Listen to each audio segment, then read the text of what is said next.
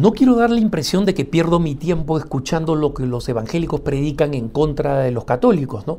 Pero a veces me encuentro con evangélicos que son bastante populares porque se dedican a hacer apologética a favor de la visión cristiana de la vida, es decir, que tienen como blanco, como objetivo, como punto de su crítica el pensamiento secular, no el catolicismo, ¿no? Pero recientemente, no sé cómo, terminé dando con un pastor evangélico, un teleevangelista, que es bastante popular porque tiene homilías muy enérgicas, pues, ¿no? Sermones muy encendidos, con una capacidad de palabra extraordinaria. Realmente no tiene como yo, pues, tropiezos, pausas, ni nada, sino que simplemente habla fluido sin parar y como realmente como si estuviera inspirado, ¿no? Y digo como si estuviera inspirado porque obviamente cuando uno escucha lo que dice, no lo está, sobre todo por el nivel de odio que tiene hacia los católicos. Y recientemente él estaba en una homilía diciendo todos aquellos, aunque se digan cristianos, que repiten oraciones como loros, como pericos, ¿no? Y no se acercan de una forma personalizada a Dios, si ellos creen que esas oraciones tienen algún valor, están completamente equivocados. Son oraciones, claro, arroja ahí varias citas bíblicas como las palabras vacías no sirven para nada. Y eso es algo que todos los católicos de alguna forma sabemos, ¿no? Que no nos basta con rezar las oraciones repetitivas creyendo que ellas van a funcionar como si fueran un amuleto, como si fueran algo mágico, ¿no? Sino que tienen que ser un auténtico acto de piedad. Y recordemos que la piedad es uno de los 7 dones del Espíritu Santo, ¿no? El don de la piedad. Y que ese don del Espíritu Santo nos permite tener este respeto y amor profundo por Dios que va acompañado de un deseo de conectarse realmente con Él constantemente a través de la vida, pero de forma particular a través de la oración, para que nuestra oración no sea simplemente una rutina, ¿no? Y existen grupos de oración que rezan el Santo Rosario, la Divina Misericordia, que se reúnen en las parroquias antes de la misa, después de la misa, etcétera, realizan todas estas oraciones de devoción y todo eso es muy bueno y muy amado por la Iglesia. La Iglesia se confía a la oración de esos grupos, pero ¿qué tan personal es la oración de cada uno? ¿Qué tanta don de piedad del Espíritu Santo ha recibido cada uno de los que reza? ¿Qué tanto lo ha pedido y lo practica? Ya es una cuestión que queda entre Dios y la persona, ¿no? Pero es algo ciertamente importante.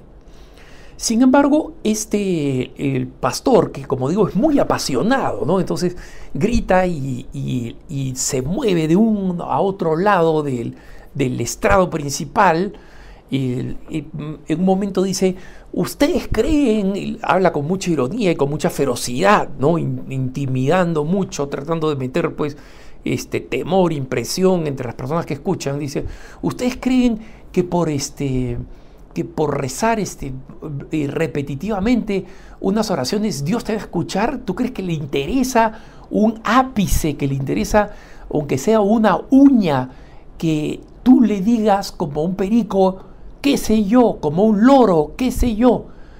Y en ese momento comienza a repetir burlándose con una voz despectiva, ¿no? Por tu dolorosa pasión, ten misericordia de nosotros y del mundo entero. Por tu dolorosa pasión, ten misericordia de nosotros y del mundo entero. Por tu dolorosa pasión, ten misericordia de nosotros y del mundo entero. Como deben saber toda la mayoría de ustedes, eso es parte de lo que rezamos en la coronilla de la Divina Misericordia, ¿no? Una oración revelada por el mismo Señor Jesucristo a Santa Faustina Kowalska en Polonia, y cuya devoción, la fiesta de la Divina Misericordia, fue establecida por San Juan Pablo II cuando no solamente canonizó a Santa Faustina Kowalska, sino según el pedido de Jesucristo en estas revelaciones, estableció el segundo domingo de Pascua como el domingo de la Divina Misericordia, un día maravilloso, ¿no? Que además tiene una novena que comienza el Viernes Santo, ¿no? El día del sufrimiento máximo del Señor. Entonces hay una conexión muy hermosa entre el día más trágico de la liturgia de la Iglesia y este día tan hermoso de luz del segundo domingo de Pascua. Entonces, la gran mayoría de la audiencia de este pastor protestante no sabían lo que él estaba diciendo, ¿no? Creían que había elegido de forma, digamos así, aleatoria, ¿no? Casual, alguna frase para decirla y repetirla y demostrar lo que no es una oración, ¿no? Entonces, aquí este pastor protestante no estaba criticando ya el hecho de que una persona diga tal o cual cosa en la oración, como por ejemplo, por tu dolorosa pasión, ten misericordia de nosotros y del mundo entero, que sería una oración absolutamente legítima para cualquier protestante, ¿no? Centrada en Cristo, 100% cristocéntrica, reconociendo su sacrificio como la fuente de la redención y suplicando a que Jesucristo haga más eficaz esa redención a nosotros y al mundo entero. O sea, no hay nada en el que un cristiano razonable, que no tiene prejuicio ya establecido frente a la Iglesia Católica, no diga que esa oración es una oración perfectamente aceptable, ¿no? Pero a lo que está atacando este evangélico, y en el que muchos evangélicos se equivocan completamente, es si es que una oración que es una fórmula, es decir, que ya se nos ha dado por anticipación para que la digamos y la repitamos, es una oración que de por sí es mala, como afirma este pastor protestante. Si eso fuera verdad, hermanos, no podríamos rezar el Padre Nuestro que rezan los evangélicos. ¿Y por qué rezan el Padre Nuestro? Porque es la oración que Jesús enseñó, ¿no? Pero nosotros, ¿cómo hacemos, Señor? Cuando recéis, rezad así: Padre Nuestro que estás en el cielo, etc. Esa oración es una fórmula y los protestantes la siguen. Y los protestantes en muchas ocasiones han contado que cuando han sido hechos prisioneros, por ejemplo, cuando han estado en situaciones de extremo peligro y cuando pedían la asistencia de Dios para que realizara un prodigio o un milagro y los salvara de esas situaciones extremas de peligro, muchas veces lo único que podían hacer es recurrir a la oración del Padre Nuestro. Entonces lo que estaban haciendo es repetir una fórmula. Exactamente lo mismo que hacemos nosotros cuando rezamos los Ave Marías en el Rosario o cuando rezamos esa hermosísima fórmula de la oración para la Divina Misericordia, ¿no? De la Divina Misericordia, por tu dolorosa pasión, ten misericordia de nosotros y del mundo entero. Entonces, este hombre no entiende la contradicción que está generando y no entiende tampoco la misericordia de Dios de ofrecernos oraciones con una fórmula, no, de habernos ofrecido a través de las Sagradas Escrituras, porque como saben ustedes, el Ave María llena de gracia, el Señor es contigo, bendita tú entre las mujeres y bendito el fruto de tu vientre Jesús, es completamente bíblico, ¿no? Entonces eso está completamente afirmado en la Biblia y tomado de la Biblia, y es un gesto más de generosidad de Dios para con nosotros los seres humanos, que en las situaciones extremas de dolor, de nerviosismo, de sufrimiento, de confusión, muchas veces no tenemos palabras muy originales que dirigir al Señor, más que simplemente decirle: Señor, ayúdame, ayúdame, ayúdame en esta tragedia, ten piedad, ten piedad, ten piedad de mí que soy un pecador. Y esta se ha convertido en muchos lugares en una tradición cristiana muy antigua. Los primeros cristianos, ya tomando de la escena que Jesús narraba, ¿no? Como una parábola de el fariseo y el publicano solamente se quedaba atrás, no se atrevía a entrar al templo, diciendo: Señor, ten piedad de mí que soy un pecador. ya comenzó a practicarse esta oración como una repetición, ¿no? Señor mío Jesucristo, ten piedad de mí, pecador. Señor mío Jesucristo, ten piedad de mí, pecador. Es una oración tan antigua que tiene un nombre en griego, que es la primera lengua que hablaron los cristianos. Apenas salieron del mundo arameo y se fueron a predicar en las primeras comunidades donde predicó San Pablo y con sus ayudantes, ¿no? Lucas, Bernabé, San Lucas, Bernabé, etc. Y esta oración se llamaba la Crypte Meleti, es decir, la oración oculta o la oración del corazón, la oración silenciosa que uno tenía que repetir en el corazón. Entonces, esta no es una invención, pues, que este pastor protestante, que además en el momento en que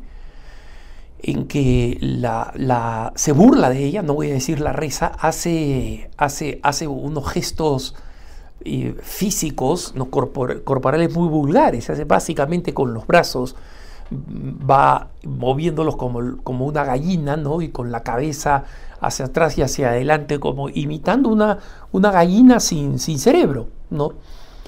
Y es algo que él, digamos, puede creer firmemente que la oración repetitiva no funciona. Está absolutamente equivocado y está yendo en contra de la tradición cristiana compartida por todos los cristianos, que es la práctica cristiana original, y que no puede ser atribuida así que Constantino en el siglo IV. No, eso no tiene nada que ver con la iglesia católica separada, digamos, de la supuesta iglesia original, que supuestamente, entre comillas, fue redescubierta, también entre comillas, 1500 años después por un tipo como Lutero, ¿no?